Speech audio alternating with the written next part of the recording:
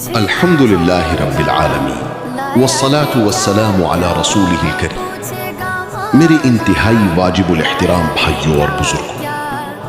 اللہ رب العزت نے کائنات کے سب سے عظیم انسان ہمارے پیارے نبی جناب محمد رسول اللہ صلی اللہ علیہ وآلہ وسلم کو نہ صرف روحانی بیماریوں کے لیے شفا بنا کر بھیجا،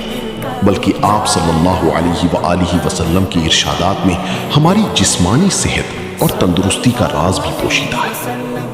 آج سائنس نت نئی ریسرچز کر رہی ہے، بڑی بڑی لیبارٹریوں میں ادویات تیار ہو رہی ہیں، لیکن میری عزیزوں، 1400 سال پہلے کائنات کے سب سے سچے انسان صلی اللہ علیہ وسلم نے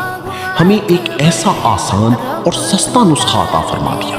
جس پر عمل کرنے سے انسان بڑی بڑی مہلک اور موذی بیماریوں سے محفوظ رہ سکتا ہے۔ حضرت ابو ہریرہ رضی اللہ عنہ سے روایت ہے، امام ابن ماجہ رحمۃ اللہ علیہ نے اپنی سنن میں اس حدیث پاک کو نقل فرمایا ہے کہ آقا علیہ الصلاۃ والسلام نے ارشاد فرمایا، من لعق العسل ثلاث غدوات كل شهر لم يصبه عظیم من البلاء،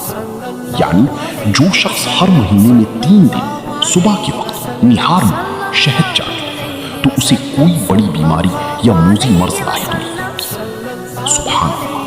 میرے بھائیوں ذرا غور کیجیے، یہ کسی عام طبیب یا ڈاکٹر کا قول نہیں ہے، یہ اس ہستی کا فرمان ہے جن کی زبان مبارک سے نکلنے والا ہر لفظ وحی الہی ہوتا ہے۔ شہد کے بارے میں تو خود قرآن کریم میں اللہ تبارک و تعالی نے فرما دیا، فیہ شفاء للناس، کہ اس میں لوگوں کے لیے شفا ہے۔